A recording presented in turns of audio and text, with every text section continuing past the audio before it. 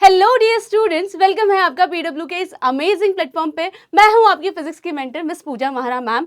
और बेटा हम आज की क्लास में वन शॉट में चैप्टर मोशन एंड टाइम को कंप्लीट करने वाले हैं। तो शुरू करते हैं। जब हम मोशन एंड टाइम के बारे में बेटा बात करेंगे, हम डिस्कस करेंगे मोशन क्या है, टाइप्स ऑफ मोशन को डिस्कस करेंगे, स्पीड के बारे में बात करेंगे, average speed, weight and mass. And weight and mass कैसे दोनों एक अलग चीजें हैं, इसके बारे में हम बात करेंगे। तो शुरू करते हैं बेटा।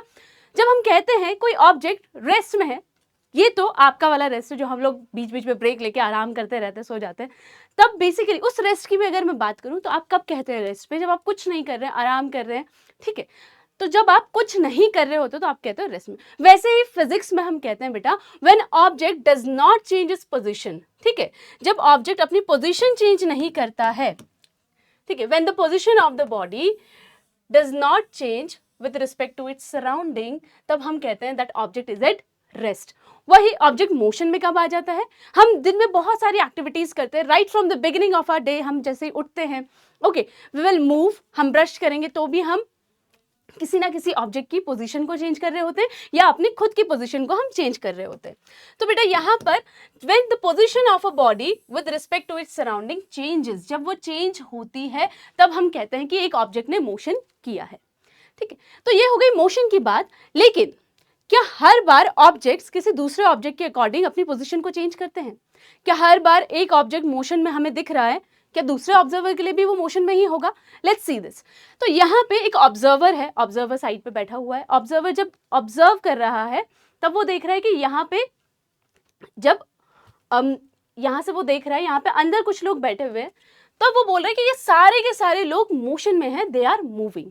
लेकिन अंदर जो लोग बैठे हुए हैं, सपोज फॉर दिस पर्सन, ये जो पर्सन यहाँ पे बैठ के बुक को रीड कर रहा है, that person is at rest. ये मूवमेंट नहीं कर रहा, अपनी पोजीशन को चेंज नहीं कर रहा इनसाइड द ट्रेन। लेकिन फॉर द ऑब्जर्वर आउटसाइड, उनको लग रहा है कि ये सारी चीजें तो मोशन में ही है।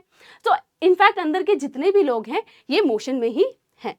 सो बेसिकली बेटा यहाँ पे क्या बात हो रही है? An object can be in motion relative to one set of object while at rest relative to other set of object। कुछ लोगों के लिए वो मोशन में हो सकते हैं, कुछ लोगों के लिए वो रेस्ट में हो सकता है। अब बात करते हैं दस रेस्ट एंड मोशन। बेटा इसी वजह से रेस्ट और मोशन क्या है? दे आर रिलेटिव टर्म्स, आपस में रिलेटिव हैं। किस पे डिपेंड करेगी ये बात? This thing will depend on the observer. Observer पे ये बात डिपेंड करेगी कि the object is at rest और इन मोशन, ठीक है। चलिए, तो ये तो हो गई रेस्ट एंड मोशन के बारे में बात। अब हम बात करते हैं बेटा टाइप्स ऑफ मोशन के बारे में। जब हम टाइप्स ऑफ मोशन के बारे में बात करेंगे, हम ये कहते हैं कि ठीक है, मोशन में ही तो है, ऑब्जेक्ट पोजीशन ही तो चेंज कर रहा है, बट हर समय बेटा ऑब्जेक्ट डिफरेंट तरीके से अपनी पोजीशन को चेंज करता है। For example here this is translatory motion. Translatory motion क्या होता है? जब ऑब्जेक्ट, कोई व्हीकल है, कोई ऑब्जेक्ट है, it moves in such a way that every point of the object, हर एक पॉइंट बेटा इस ऑब्जेक्ट का moves through the same distance, ठीक है। अब मैम ये तो थोड़ा सा कंफ्यूजिंग हो गया, ये क्या हो गया? देखो इसमें क्या बताया जा रहा है, दिस इज अ पर्सन, जब वो मूव कर रहा है बेटा अपनी बाइसिकल पे, तो उसने अपनी पोजीशन को चेंज किया। अगर मैं इस पॉइंट की बात करूं, इस पर्टिकुलर पॉइंट की बात करूं, दैट इज पॉइंट बी, ठीक है। इस पोजीशन, इस जगह की बात करूं, पॉइंट पी है, मैंने पॉइंट से डिनोट कर दिया है, पॉइंट बी से, okay. Here it is point A, D है, यहाँ पे सी है। अब ये सारी पोजीशंस को बेटा जब ये इसने चेंज कर लिया अपनी पोजीशन, एट दैट टाइम जो बी डैश बन के आया, ए डैश बन के आया, ठीक है। जो ये पोजीशन चेंज हुई, बी से बी डैश की पोजीशन चेंज हुई, ठीक है, ए से ए डैश पे पोजीशन आ गई, ठीक है। एंड अगर मैं बात करूं यहाँ पे, दिस इज सी से सी डैश एंड डी से डी डैश। तो बेटा यहाँ तक जितनी पोजीशन चेंज हुई है दैट डिस्टेंस इज सेम। यहाँ पे भी अगर वो 1 मीटर डिस्टेंस चेंज हुआ है तो बी डैश वाली ए डैश वाली पोजीशन में भी 1 मीटर 1 मीटर का डिस्टेंस ट्रैवल हुआ for every change in position, okay. So object moves through same distance से मूव करता है in same time, then the motion of object is called translatory motion. हम उसे ट्रांसलेटरी मोशन कहते हैं। अब ट्रांसलेटरी मोशन के भी कुछ और एग्जांपल्स हैं। क्या है? ट्रांसलेटरी मोशन दो पार्ट में कैटेगराइज है, rectilinear motion and curvilinear motion. Rectilinear, the word itself says rectilinear, एकदम स्ट्रेट, रेक्टिलिनियर लाइन में, ओके। सो यहाँ पे जो भी एग्जांपल्स आपको देखने को मिल रहे हैं, suppose this person is riding bicycle, marching हो रही है, ट्रेन एक स्ट्रेट ट्रैक पे मूव कर रही है, रोड भी एक स्ट्रेट इस पे मूव कर रही है, रोड पे कार भी स्ट्रेट रोड पे मूव कर रही है एंड जब ये बुलेट शूट हुई इस गन से, स्ट्रेट पाथ फॉलो किया इस बुलेट ने फॉर सर्टेन डिस्टेंस, ठीक है। अब बॉल यहाँ से ड्रॉप किया गया तो it will move in straight path. तो ऐसे जब भी मोशन होता है बेटा, तब हम कहते हैं this is a rectilinear motion, motion of a body along a straight line. जब स्ट्रेट लाइन में मोशन होता है तो हम कहते हैं इसको रेक्टिलिनियर मोशन है। वेरी इजी, एग्जांपल्स भी देख लिया हमने। अब बात होगी बेटा कर्वीलिनियर मोशन की। The word itself says it has curve in it. तो जो लाइन बन रही है या फिर जो पाथ बन रहा है, it must be some, it should have some curve. For example here, यहाँ पे जो राइड है, ठीक है, बहुत एक्साइटिंग राइड लगती है हम लोगों को ये। अगर आप सबने किया हुआ है तो आपने एक कर्वीलिनियर मोशन किया था, ठीक है, बहुत सारे लोगों ने ये मोशन किया होगा। सो जब पाथ बेटा कर्व्ड होता है, it can be any way, ठीक है, तो that is curvilinear motion. Suppose आप बास्केटबॉल अगर खेलते हैं तो जब आप बास्केटबॉल को शूट कर रहे होते हैं, that time the basketball follows a curved path, ठीक है, बास्केटबॉल सीधा तो बास्केट में नहीं चला जाता एकदम directly. So this is curvilinear motion because the path is curve, the movement is along the curve path. Okay, this is curvilinear motion. आगे बढ़ते हैं बेटा, ये हो गई कर्वीलिनियर की बात। अब रोटेटरी मोशन की बात हो रही है। रोटेटरी मोशन जहाँ पे रोटेशन देखने को मिलता है। अब रोटेशन क्या है? रोटेशन ये ऑल नो बेटा, रोटेशन कब होता है? जब ऑब्जेक्ट अपनी एक सेंटर ऑफ लाइन बना लेता है, जिसे हम एक्सिस कहते हैं, एक्सिस ऑफ रोटेशन, जो एक इमेजिनरी लाइन। सपोज यहाँ पे बात करूँ तो यहाँ से स्ट्रेट एक लाइन गई है अंदर की तरफ। इन दिस केस इफ आई से यहाँ पर एक स्ट्रेट लाइन है, ठीक है, this is axis of rotation. In case of fan this is a straight line, in case of top this is a straight line, ठीक है। अर्थ के केस में ऑलरेडी इट इज मेंशन। तो ये जो इमेजिनरी एक्सिस है, axis of rotation, इसी पे जब ऑब्जेक्ट टर्न करके मूव करता है तो हम कहते हैं the object is doing rotatory motion. So examples are spinning wheel, ठीक है, charkha which is use for spinning some yarn, है ना, पॉटर्स व्हील, क्ले की कुछ चीजें बनाने के लिए, ceiling fan, spinning top and rotation of earth on its axis, ठीक है। So rotatory motion motion if it moves about a fixed axis, ठीक है, this is rotatory motion। तो नेक्स्ट वाले टाइप में देखते हैं, यहाँ पे कौन सा टाइप है? सर्कुलर मोशन की बात हो रही है बेटा, वर्ड में ही है circular motion. Very easy, again it has a path, circular path. इसका पाथ कैसा होता है? Circular path. Motion of a body along a circular path is circular motion. अब आप कहेंगे मैम ये तो रोटेटरी मोशन जैसा दिख रहा है, ठीक है। आगे भी हम पढ़ेंगे बेटा, objects can perform different type of motion at a single time. एक बारी में अलग अलग मोशन को परफॉर्म कर सकते हैं। If I show you here, यहाँ पे अगर मैं आपको बताऊं, ठीक है, यहाँ पर मैं आपको बताऊं अ पर्सन, यहाँ पे अगर कोई पर्सन बैठा हुआ है तो this giant wheel will move like this, ठीक है, वो तो रोटेट कर रहा है, अपने एक्सिस से तो रोटेट कर रहा है, लेकिन इस पर्सन की बात करूं, उसका जो पाथ है, उसका पाथ तो सर्कुलर हो रहा है, ठीक है। So that's why it is a example of circular motion. अब यहाँ मेरी गो राउंड में बच्चे बैठे हुए हैं, they also move like this, बीच में भले ही एक्सिस है लेकिन एक सर्कल पाथ को फॉलो कर रहे हैं।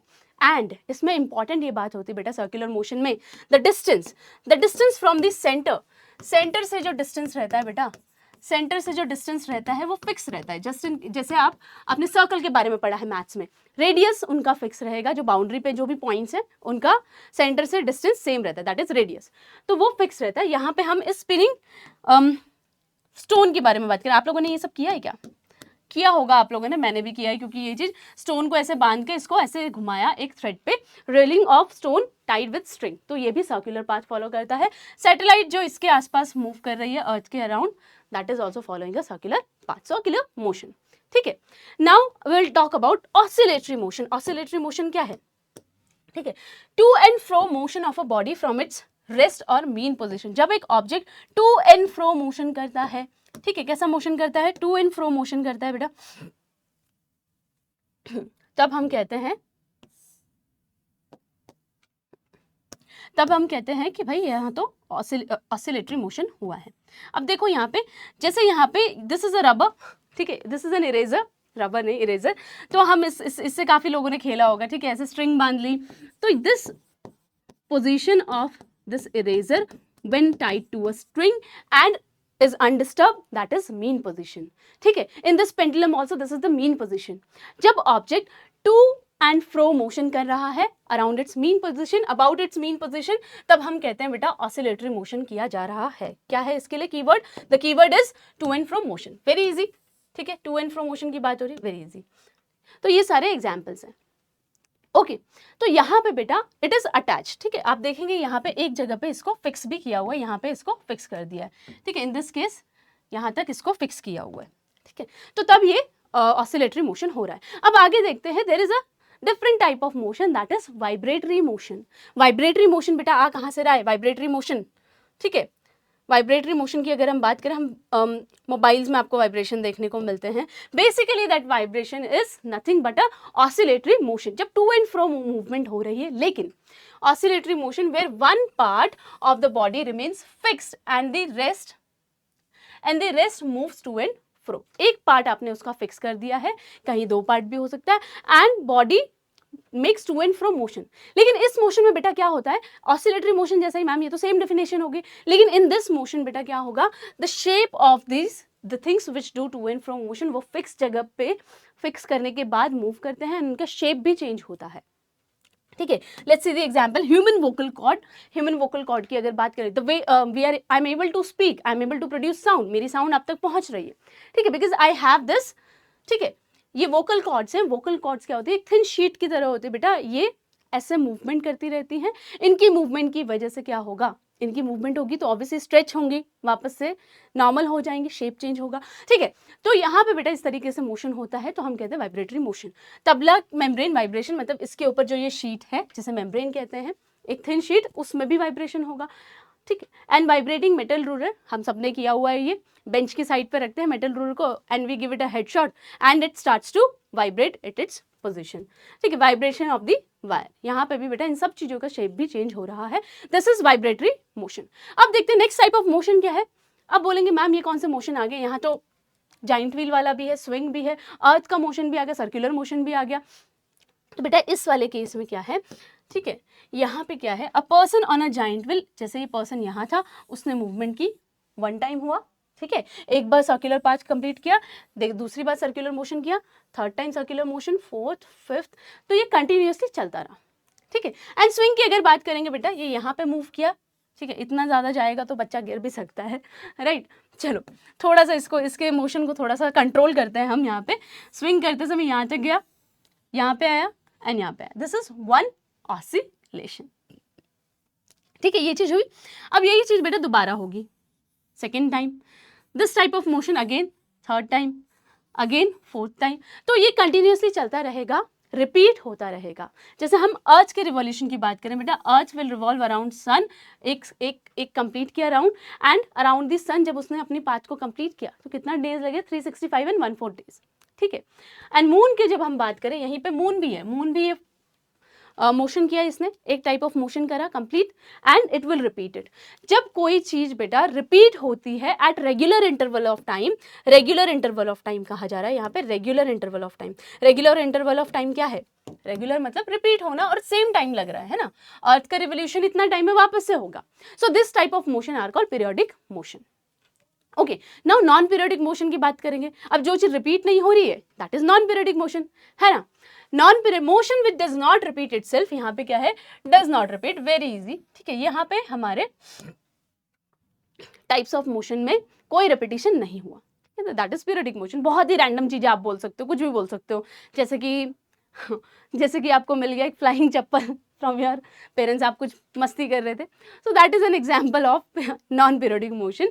A footballer running on a field, that is, ठीक है, रनिंग कर रहे, जरूरी नहीं है वो रिपीट होगा उसका रनिंग का मेथड, रनिंग के जो मोशन है, कभी इधर जाएगा, कभी इधर जाएगा, कभी कम स्टेप्स लेगा, ठीक है। सो इट इज, ये चीज नॉन पीरियोडिक होती है। Application of breaks in a moving vehicle, इसकी भी कोई फिक्स नहीं है। Ball rolling down the ground and slowing down, ठीक है, धीरे धीरे स्लो हो गया। Motion tides, motion of tides in the sea, ये नॉन पीरियोडिक है, इनका कोई रिपीटिशन फिक्स नहीं है, सेम इंटरवल पे रिपीटिशन नहीं हो रहा है ना। मिक्स्ड मोशन की बात करते हैं, जैसे बेटा मैंने आपको पहले बताया था, हमने देखा जाइंट व्हील के केस में there was a rotatory motion also and there was circular motion also. एक ऑब्जेक्ट डिफरेंट टाइप के मोशन परफॉर्म कर सकता है, more than one type of motion simultaneously, एक ही बारी में। For example wheels of a moving vehicle, ठीक है, ट्रांसलेटरी मोशन भी हो रहा है एंड रोटेटरी मोशन भी हो रहा है, ट्रांसलेटरी रेक्टिलिनियर मोशन भी करना है, ठीक है। कारपेंटर्स की ड्रिल रोटेटरी मोशन भी कर रही है, ट्रांसलेटरी मोशन भी कर रही है, एक सर्टेन, ठीक है, एक सर्टेन डायरेक्शन में मूव करती रहती है। ठीक है, कर्व पाथ पे मूव करो या रेक्टिलिनियर मूव करो, both are translatory only. Now कहाँ गया, कारपेंटर की सॉ है, जब वो वुडन ब्लॉक को कट कर रहे होते तो they keep on moving it, translatory भी हो रहा है, ऑसिलेटरी भी हो रहा है। ठीक है, नाउ रोलिंग बॉल, बॉल जब रोल कर रही है रोटेट भी कर रही है एक अपने फिक्स एक्सेस से, ठीक है, अपना एक उसका फिक्स एक्सेस है उससे रोटेट भी कर रही है, एंड ट्रांसलेटरी सीधे सीधे मूव भी कर रही है। अर्थ का रोटेटरी एंड रिवोल्यूशन, तो बहुत सारे, इनफैक्ट इससे भी ज्यादा हो सकता है।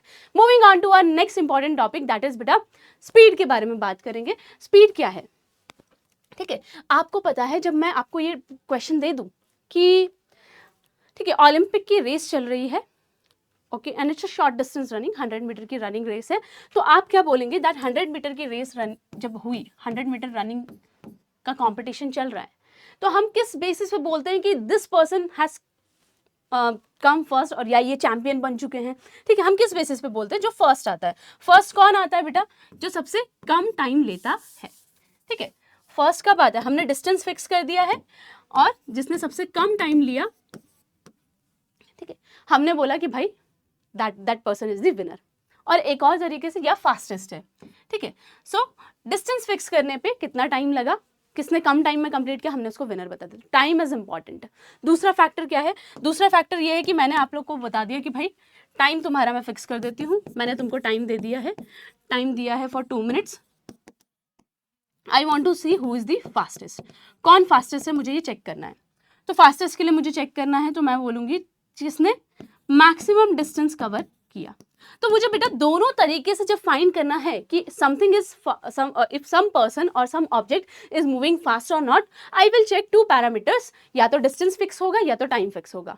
उसमें से भी डिस्टेंस फिक्स है तो टाइम किसने कम लिया, एंड टाइम फिक्स है तो किसने ज्यादा डिस्टेंस कवर किया। सो 2 फैक्टर से बनता है हमारा स्पीड। स्पीड हमारी 2 फैक्टर से बनती है, that is speed is distance travelled by an object per unit time. पहले इस पे चलते हैं। Okay, the speed of a moving body is defined as distance travelled. ठीक है, इतना कीवर्ड आपको याद रखना है, per unit time, distance travelled defined as, okay, distance travelled per unit time.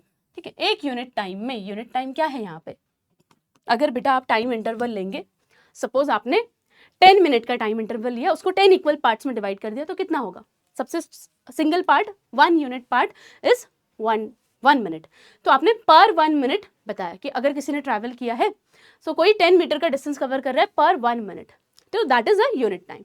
तो यहाँ पे बेटा जनरली हम इसमें हमने पहले इसको देख लेते हैं, speed equals to distance travelled upon time taken, ये हमारा फॉर्मूला बन जाता है, डिस्टेंस कितना ट्रैवल किया कितने टाइम में।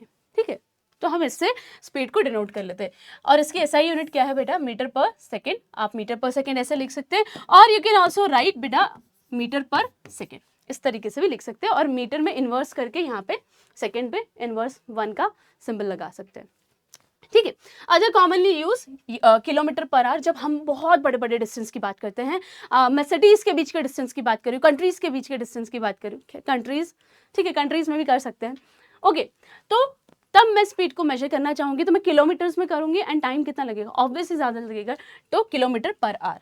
ठीक है, जिसे हम किलोमीटर पर आवर ऐसे भी लिख सकते हो, या आप ऐसे भी लिख सकते हो, जो आपके लिए इजी रहेगा आप वो उसको लिख सकते हैं। तो ये हो गई बेटा स्पीड की बात। अब स्पीड के फॉर्मूला की बात कर लेते हैं, speed equals to distance upon time. जब आप न्यूमेरिकल को सॉल्व कर रहे हैं, at the time you can use this formula directly, पूरा आप पूरा नहीं लिखना चाहते हैं, इट इज़ फाइन।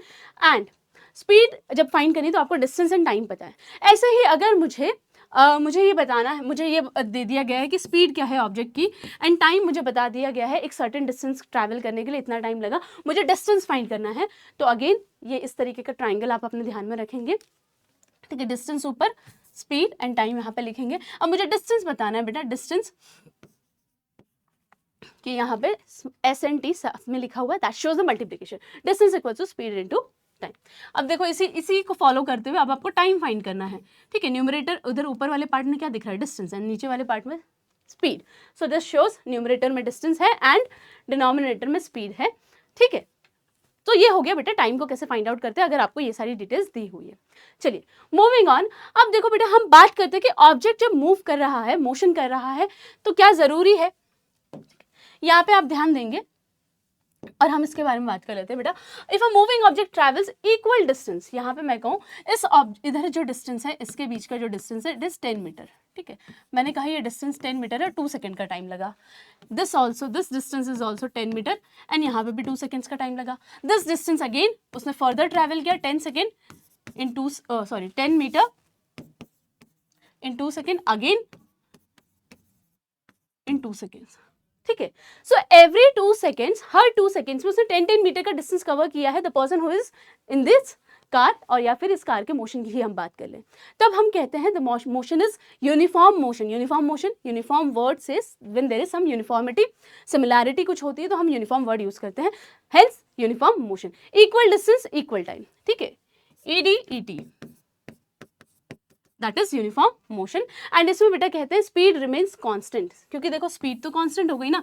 अब देखो अगर मैं यहाँ पे स्पीड फाइंड करूँ, फर्स्ट वाले पार्ट के लिए स्पीड फाइंड करूँ, speed equals to distance upon time, तो स्पीड क्या हो गई, distance upon time 10/2, that means 5 meter per second.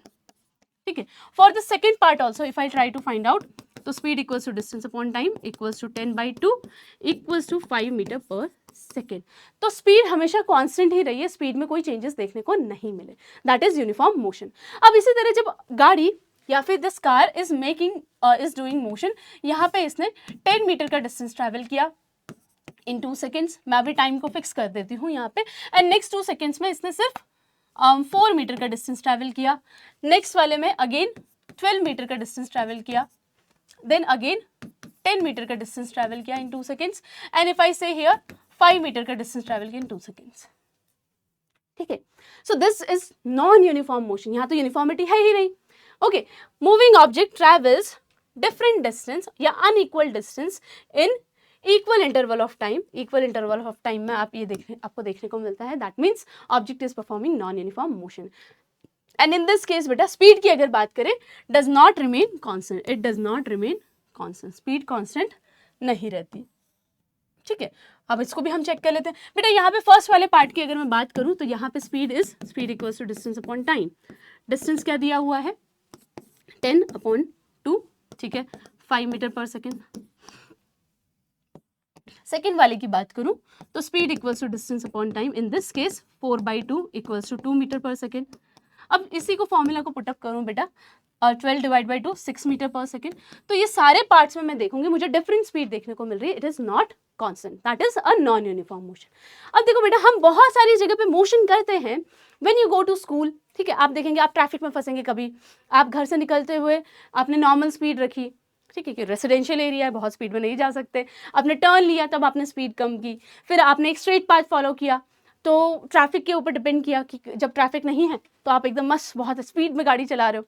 ठीक है, so whenever we travel, whenever we move, it's very बहुत रेयर होता है कि हम एक यूनिफॉर्म मोशन फॉलो कर लें, जनरली नहीं हो पाता है। मशीन्स वगैरह अगर काम करती हैं, जब वो मूवमेंट करती हैं वो कर सकते हैं यूनिफॉर्म मोशन, बट जनरली हम हमारी लाइफ में देखें तो हमें यूनिफॉर्म मोशन करते हुए हम लोग खुद को नहीं देखते हैं। तो उसके लिए बेटा उस समय में हम कैसे बताएं, उस समय में भी तो स्पीड भी तो चेंज होती रहेगी, तो क्या मुझे जो मैं एक टाइम पे मैं स्पीड निकाल रही हूँ क्या वो सही है, नहीं। उसके लिए we have a term of average speed is calculated by finding the ratio of total distance travel, जैसे हमने नॉन यूनिफॉर्म मोशन के केस में देखा था, हम उसका फॉर एवरी इंस्टेंस बेटा क्या हो रहा था, फॉर एवरी इंस्टेंस क्या हो रहा था, हाँ, फॉर एवरी इंस्टेंस हमने देखा कि अलग अलग स्पीड है। अब मुझे इसकी स्पीड तो बतानी पड़ेगी, इसने इतनी पूरी जर्नी ट्रैवल की है, तो इसकी स्पीड बताने के लिए बेटा क्या है, टोटल डिस्टेंस ट्रैवल, मतलब जो भी मैंने डिस्टेंस यहाँ पे मेंशन किए, जैसे कि 10 मीटर, 4 मीटर, 12 मीटर, 10 मीटर, फिर 5 मीटर, इसको मैं टोटल सम कर लूँ। ठीक है, यहीं पे हम इसको एवरेज स्पीड को ट्राई कर लेते हैं। Average speed equal to 10 + 4 + 12, 10 + 4 + 12 + 10 + 5, and time यहाँ पे टोटल टाइम कितना है 2 + 2 + 2 3 4 5। ठीक है, तो मैं यहाँ पे 10 सेकेंड डायरेक्टली लिख दे रही हूँ, या तो मैं ऐड करके भी लिख सकते हैं, आप ऐसे भी लिख सकते हैं 2 + 2 + 2 + 2 + 2। ठीक है, तो this is the way how we find the average speed. Average speed अगर यहाँ पे फाइंड आउट करने जाएंगे 10 22, ठीक है, 22 + 14, 22 + 14 36, 36 + 5 41/10, that is equal to 4.1 metre per second. लेकिन मुझे ये एग्जैक्ट स्पीड नहीं है, हम इसे एवरेज स्पीड कहेंगे।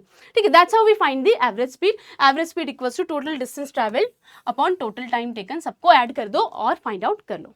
इजी। तो ये हमने, हाँ, इसी तरीके से हमने एवरेज स्पीड फाइंड कर ली है लास्ट वाले क्वेश्चन में।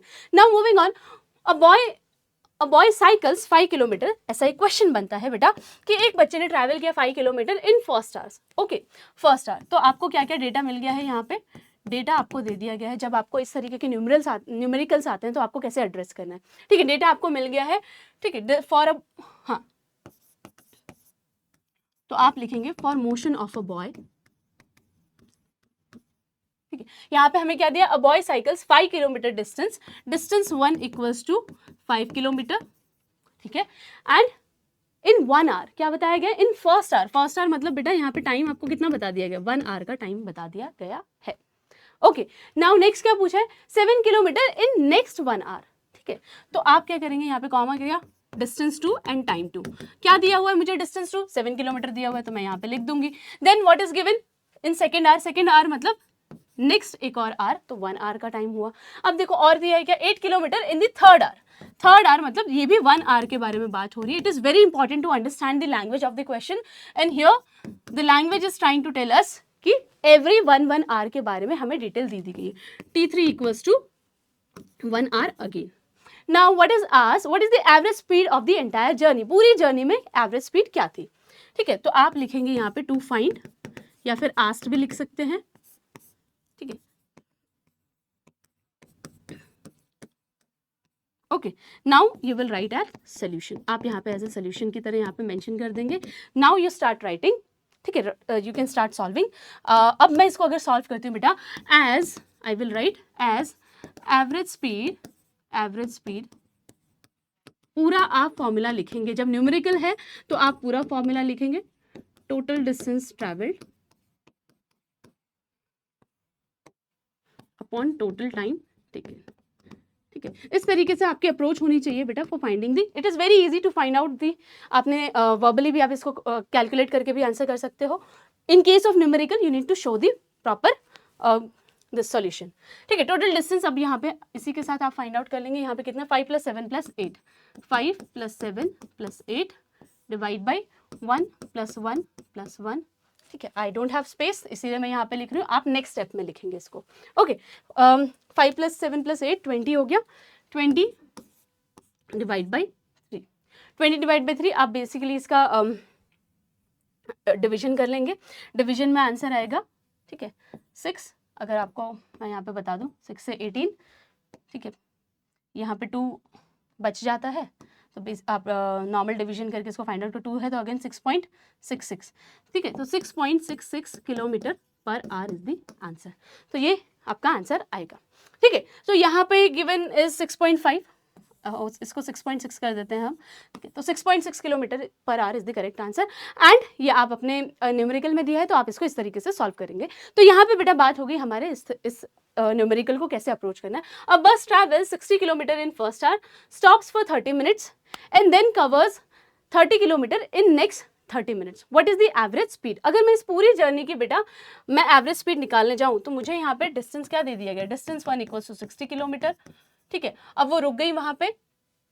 ठीक है, डिस्टेंस 2 इज 30 किलोमीटर। ठीक है, तो फर्स्ट वाली जर्नी में it travel 60 kilometer in first our. T1 मुझे दिया गया है 1 आवर। ओके, नाउ ठीक है, यहाँ पे प्लस बेटा 30 मिनट्स भी इट स्टॉप, वो कहीं पे रुक गई। ठीक है, अब यहाँ पे T2 जो बताया गया है, द सेकेंड जो टाइम है दैट इज 30 मिनट। अब यहाँ पे क्या बोला गया बेटा, इसकी पूरी एंटायर जर्नी जहाँ से स्टार्ट किया था, स्टार्ट होने से पहुँचने तक का, ठीक है, किसी जर्नी को कंप्लीट करके मुझे ये बताना है। तो ये जो बीच में गैप आया मैं उसको भी यहाँ पे कंसिडर करूंगी, भले ही उसमें मोशन नहीं हुआ। 30 मिनट अगेन, तो यहाँ वाला 30 मिनट, तो मेरे को जो टोटल टाइम है यहाँ पे क्या मिल रहा है। If I want to find average speed, average speed कितनी होगी, एवरेज स्पीड इक्वल्स टू, मैंने यहाँ पे लिखा 60 + 30, okay, and 1 hour 30 minute and 30 minute. You already know 30 minute का मतलब होता है half an hour, this is also half an hour, या फिर 30 मिनट वर्बली कर लो, 1 आवर होता है, ऐड कर लेंगे। So 1 + 1 it gives you the answer 90/2 hour equals 90/2 = 45 kilometer per hour. This is the correct answer. ठीक है, तो इस तरीके से आप अप्रोच करेंगे इस टाइप के न्यूमेरिकल्स को। आगे बढ़ते हैं। ओके बेटा, अब मास की बात कर लेते हैं। हमने स्पीड को कंप्लीट कर लिया, हमने टाइप्स ऑफ मोशन को कंप्लीट कर लिया, अब मास की बात करते हैं। It is a physical quantity. ठीक है, हम जितनी भी अभी चीज़ों के बारे में बात करते हैं, स्पीड के बारे में, that is also a physical quantity which is measurable. Mass is also physical quantity of an object which is measurable, that's why it is a physical quantity. अब मास की बात करेंगे बेटा, the quantity of matter content in it. ठीक है, कितना quantity एक body में, एक ऑब्जेक्ट में, सपोज दिस इज प्लास्टिक या कोई और मटेरियल भी कह लो, तो इसके अंदर दैट प्लास्टिक मटेरियल कितना क्वांटिटी में है, that is the mass of a body, any body. कोई प्लास्टिक की बॉटल ले लो, कोई इरेजर ले लो, तो उसके अंदर इरेजर में कितना रबर मटेरियल है, कितनी अमाउंट में है, कितना उसका क्वांटिटी है। ठीक है, ये नहीं पूछा गया है कि वो कितना रब कर ले रहा है या कितना दबाव लगा रहा है, कितना प्रेशर कर रहा है, नो। व्हाट इज आस्क्ड कि उसके अंदर कितना मटेरियल है, वो कितनी क्वांटिटी में वो मटेरियल है, that is mass. Mass of a body is constant. ठीक है, कांस्टेंट का मतलब क्या है, अगर मैं उस इरेजर को लेके या फिर इस रिमोट को लेके मैं कहीं पे भी चली जाऊं, ठीक है, मैं इसको कहीं अमेरिका लेके चली जाती हूँ, ठीक है, तो इसके अंदर की जो क्वांटिटी है वो तो सेम रहेगी, it is not going to change. That's why this definition says that mass of a body is constant, हमेशा कांस्टेंट रहता है। ठीक है, पोजीशन की वजह से, जगह की वजह से, does not change. It is represented by the symbol m या फिर कैपिटल M से हम करते हैं। अब बीम बैलेंस से इसका मास को फाइंड आउट कर सकते हैं। जनरली अपने जो गोल्ड स्मिथ होते हैं उनके पास बीम बैलेंस देखा होगा, जहाँ पे और कोई इम्पैक्ट नहीं पड़ता, हवा वगैरह जो है, जब गोल्ड का वेट लेना होता है, मास लेना होता है बेसिकली, तो उसको पूरा कवर करके रखते हैं। ठीक है, सो दैट जो पंखा चल रहा है या और कोई तरीके से कहीं से डिस्टर्बेंस आ रहा है तो it doesn't add to its weight, उसका वेट ना आ जाए। ठीक है, लेकिन क्योंकि उनको सिर्फ मास फाइंड करना होता है कि कितना क्वांटिटी है, तो बाकी सारी चीज़ें जो उसके उस फैक्टर को चेंज कर सकती हैं उन चीज़ों को अवॉइड किया जाता है। तो beam balance is use for that. अब देखो बेटा, एसआई यूनिट इज किलोग्राम। तो अभी तक हमें जो टास्क मिलता था घर में कि टमाटो लेके आना है, पटेटो लेके आना है मार्केट से, ठीक है, तो दैट इज बेसिकली हमको मास बता दिया जाता था, इतना मास का सामान लेके आ जाओ। Okay, so smaller unit of mass, बेटा स्मॉलर यूनिट क्या है, ग्राम है, एंड जो ऐसा यूनिट है दैट इज किलोग्राम। ठीक है, सो एक और इंपॉर्टेंट फैक्टर होता है जो आप लोग पढ़ते हुए आ रहे हैं, for expressing any physical quantity. ठीक है, उसका जो मेजरमेंट आपको बताना है, the mass of body is express only by its magnitude, हम उसके मैग्नीट्यूड से बताते हैं। दैट मीन्स कि वो जो यूनिट है, वो जो केजी है या फिर ग्राम है, कितनी बार आ रहा है, इन दिस केस 5 टाइम्स आ रहा है। 5 kg बोला है, kg कितनी बार आया, 5 टाइम्स, तो 1 kg कितनी बार आया, basically 5 times. Okay, so this was about mass. ठीक है, हाँ, my weight is 70 kg instead of my mass is 70 kg। Basically जब हम बात कर रहे होते हैं, हम हमारे मास के बारे में बात कर रहे हैं, तो हम वेट टर्म जो यूज करते हैं वहां पे थोड़ा हम गड़बड़ करते हैं, that should not be used. क्यों, अब हम वो वेट में समझेंगे। बेटा वेट जो होता है that is also physical quantity, लेकिन यहाँ पे इसके अंदर कितना प्लास्टिक है या उस इरेजर में कितना रबर मटेरियल है उसकी बात नहीं हो रही है। It is irrespective of that, वो जो भी हो, मटेरियल कोई भी हो, वो बोल रहा है कि the weight of the body is the force with which the earth attracts it towards its surface. ठीक है, जिस फोर्स से अर्थ उस ऑब्जेक्ट को अट्रैक्ट कर रही है अपनी तरफ, पुल कर रही है, फोर्स इज बेसिकली पुश और पुल, है ना, तो that is the weight. The weight of a body is the force of gravity on it. क्या बोला गया है, वेट एक्चुअली क्या है, force of gravity on that object. ठीक है, एंड यहाँ पे एक और इंपॉर्टेंट बात बोली गई, it is not constant, weight constant नहीं होता है। मास के केस में हमने देखा था, मैं कहीं भी लेके चली जाऊँ उसका मास सेम रहेगा, बट इन दिस केस बेटा अगर मैं इसकी पोजीशन चेंज कर लेती हूँ, मैं इसको किसी बहुत ही हाई एल्टीट्यूड्स पे लेके चली जाती हूँ, it will experience a different type of weight. या फिर मैं इसको मून पे लेके चली गई, ठीक है, मुझे एक्सपेडिशन करने का मौका मिला and I will take it to moon. ठीक है, it changes from place to place, it is represented by W, capital W से हम उसको रिप्रेजेंट करते हैं। ठीक है, अब मून पे ले जाने के बाद क्या होगा, इसके मास में इसके वेट पे चेंज आएगा, क्योंकि मून की अपनी ग्रेविटी है, it will pull it towards itself, अपनी सरफेस की तरफ अलग फोर्स से पुल करेगा, उसका मैग्नीट्यूड अलग होगा, अर्थ पे जो है वो अलग है। ठीक है, ऐसा यूनिट ऑफ वेट बेटा हम इसको न्यूटन में मेजर करते हैं। रिमेंबर वन थिंग, जब आप यूनिट को वर्ड्स में लिख रहे हैं, ठीक है, तो आप उसे कैपिटल लेटर से शुरुआत नहीं करेंगे for the name of a scientist. Newton है, स्मॉल लेटर से आप शुरुआत करेंगे, वर्ड्स में आपको लिखना है, ऐसे लिखिए, एंड अब सिंबल में लिख रहे हैं तो कैपिटल N से डिनोट करेंगे। ओके, सो 1 अब देखो यहाँ पे 1 न्यूटन है कितने बराबर, हमने बोल दिया न्यूटन है, पर न्यूटन कितना है, क्या है, हमारी समझ कैसे बनेगी इसकी। 1 न्यूटन इक्वल्स टू बेटा, जब अर्थ पे आप nearly the force of attraction of earth on a mass of 0.1 kg, मतलब 100 ग्राम ऑफ ऑब्जेक्ट है, कोई 100 ग्राम का ऑब्जेक्ट है, अर्थ उसको किस तरीके से अपनी तरफ पुल कर रही है, ठीक है, उस पर कितना फोर्स लग रहा है, दैट इज 1 न्यूटन। ठीक, 1 newton force equals to pulling object of 100 gram mass towards the earth. ठीक है, तो कहाँ गए हम लोग, yes, nearly the force of attraction of earth on a mass of 0.1 kg। 0.1 kg किसके बराबर है बेटा, 100 ग्राम के बराबर है। Okay, so the other unit of weight is kilogram force, हम उसे क्या कहते हैं, किलोग्राम फोर्स, किलोग्राम के अकॉर्डिंग फोर्स।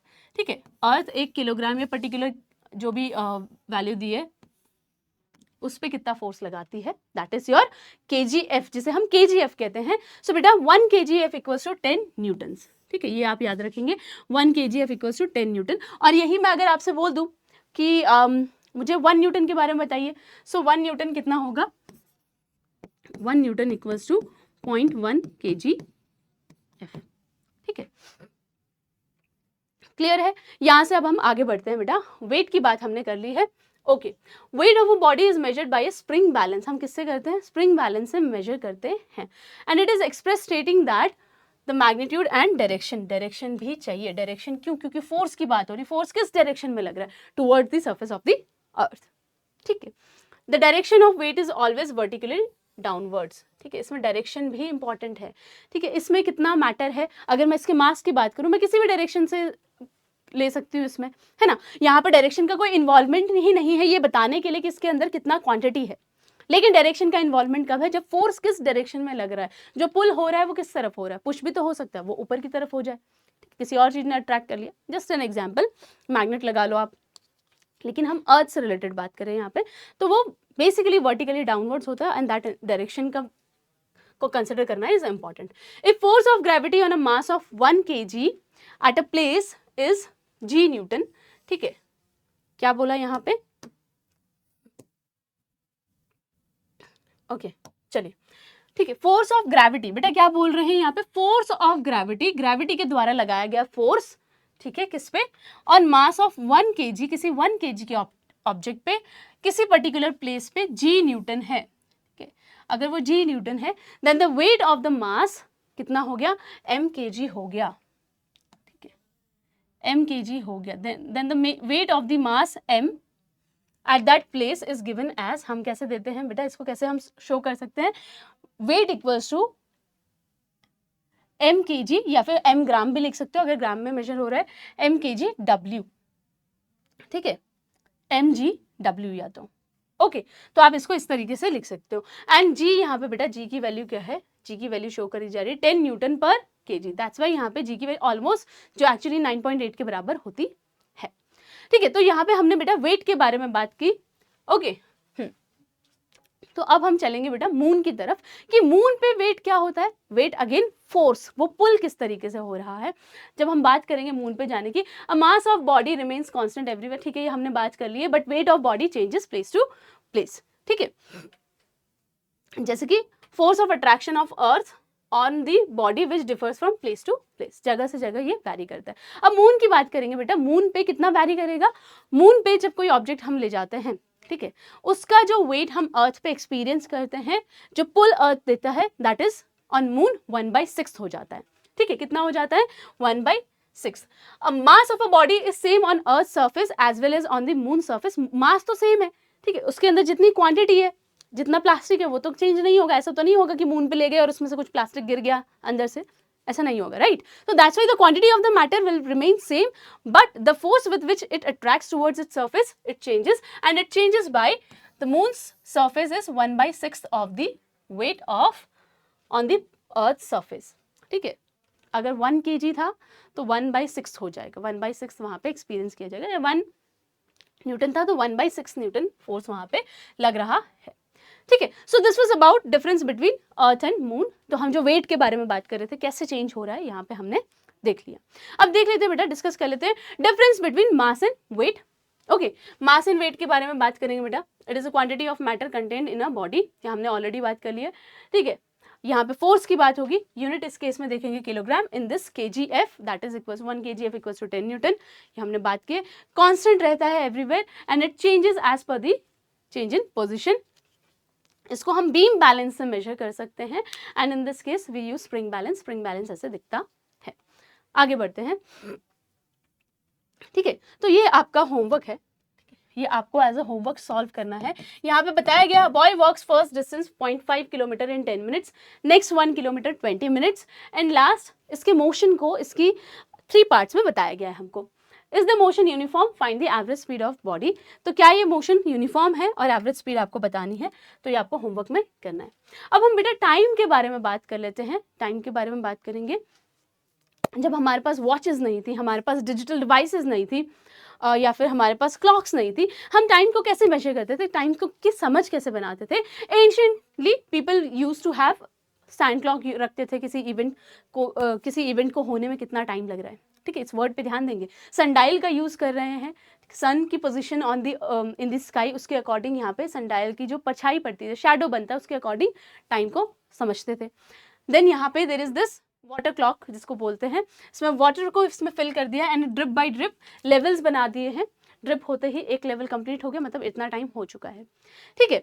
सो किसी इवेंट की बेटा स्टार्टिंग, किसी इवेंट के लिए जितना ड्यूरेशन लगा दैट इज द टाइम, ठीक है, उसको हम टाइम कहते हैं। उसकी एसआई यूनिट की अगर मैं बात करूं बेटा, एसआई यूनिट हम किस में मेजर करते हैं, सेकेंड्स में हम उसको मेजर करते हैं। तो बेटे जब ये पीरियोडिक इवेंट्स जब होने लगे, जैसे कि यहाँ पे मैं बताऊं, जैसे यहाँ पे 2 इवेंट के बीच में सनराइज से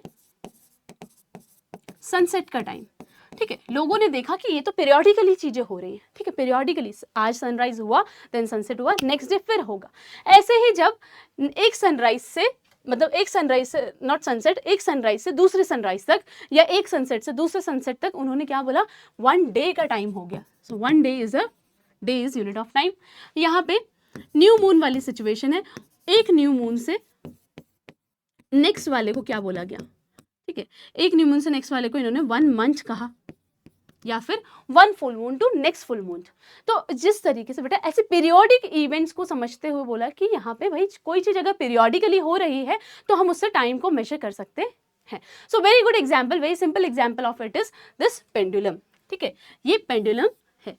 पेंडुलम की अगर बात करें बेटा, पेंडुलम कैसा स्ट्रक्चर है, आपने अगर ऑसिलेटरी मोशन अभी हमने जब डिस्कस किया था उसके बारे में हमने बात की थी। जो पेंडुलम का स्ट्रक्चर है बेटा, इट इज अटैच टू, उसका एक पार्ट अटैच्ड है, सॉलिड रिजिड सपोर्ट उसको मिल गया है, यहाँ पे अटैचमेंट हो गई। यहाँ स्ट्रिंग है, this is a Bob, metallic Bob है, स्पेरिकल बॉल है ऑफ मेटल, ठीक है, this is a metallic Bob.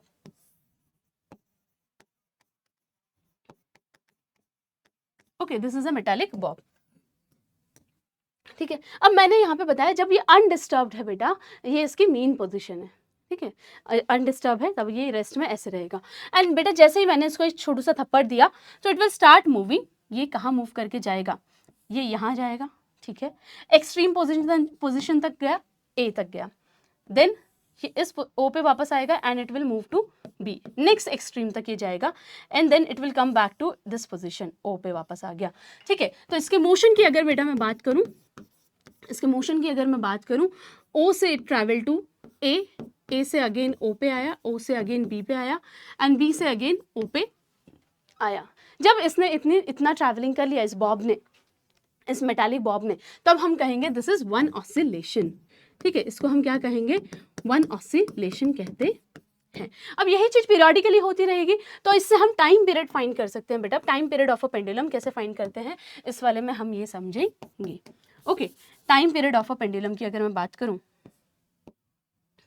ठीक है, अब obviously time period of pendulum की बात करने जाएंगे बेटा, तो जब ये पेंडुलम मूव कर रहा है, मोशन कर रहा है, तो ये ऑसिलेशन रिपीट भी तो होगा ना, ऑसिलेशन चलता रहेगा चलता रहेगा चलता रहेगा। एंड जो टाइम पीरियड है बेटा, ठीक है, टाइम पीरियड, अब मैं कह रही हूँ यहाँ पे जो ऑसिलेशन हुआ, इस तरीके का मोशन, दिस मोशन कितनी बार हुआ, लेट मी से इट हैपेंड 20 टाइम्स, ठीक है, 20 टाइम्स हुआ, ठीक है, ये जो मोशन है, ये जो ऑसिलेशन है 20 टाइम्स हुआ, तो ये मुझे क्या मिल गया, मुझे मिल गया बेटा यहाँ पे नंबर ऑफ ऑसिलेशंस, कि टोटल नंबर ऑफ ऑसिलेशंस कितने हुए।